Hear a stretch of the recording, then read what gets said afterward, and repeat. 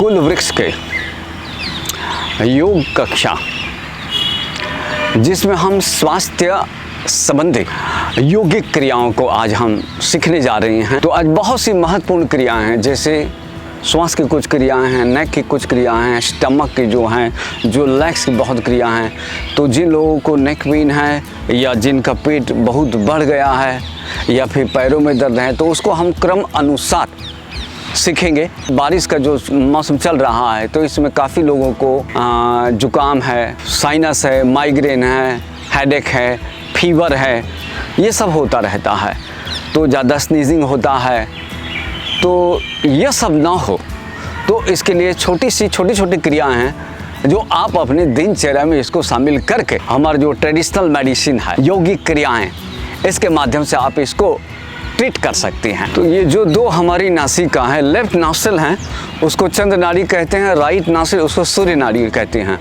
और दोनों शरीर के प्रकृति के अनुसार वो चेंज होती रहती हैं और दोनों के बीच एक साथ चलते हैं, उससे सुषुम्ना नाड़ी कहते हैं।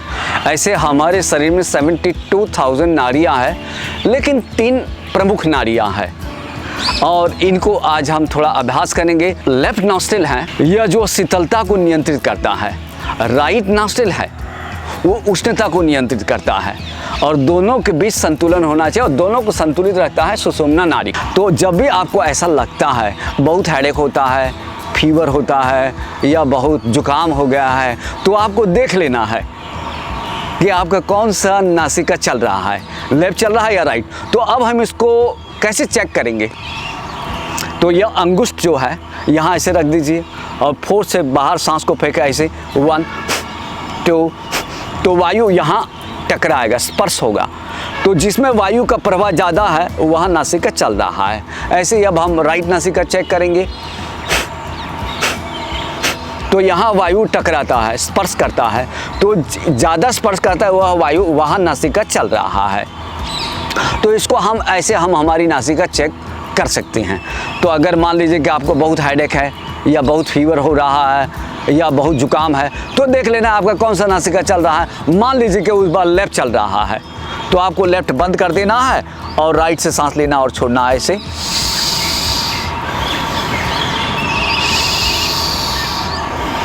ऐसा अगर आप 7-8 बार करते हैं तो धीरे धीरे you come back to nature.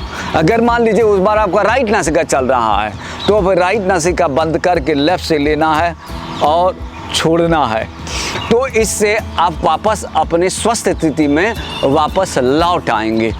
तो अब हम देख लेते हैं नासिका कैसे चेंज करना है, इसको भी हम थोड़ा सा समझ लेते हैं।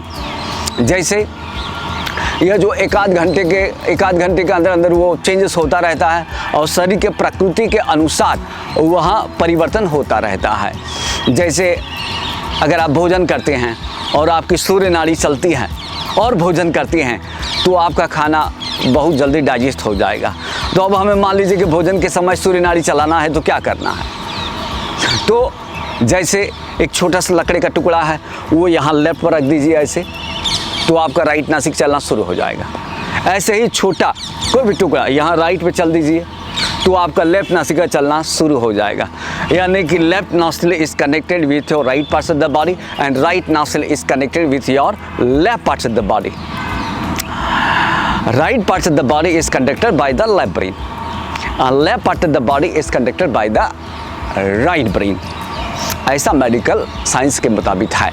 तो अब हम देखते हैं योग के संदर्भ में ही बात करेंगे। तो जब भी आपको नासिका चेंज करना है तो ऐसे देख लेना है।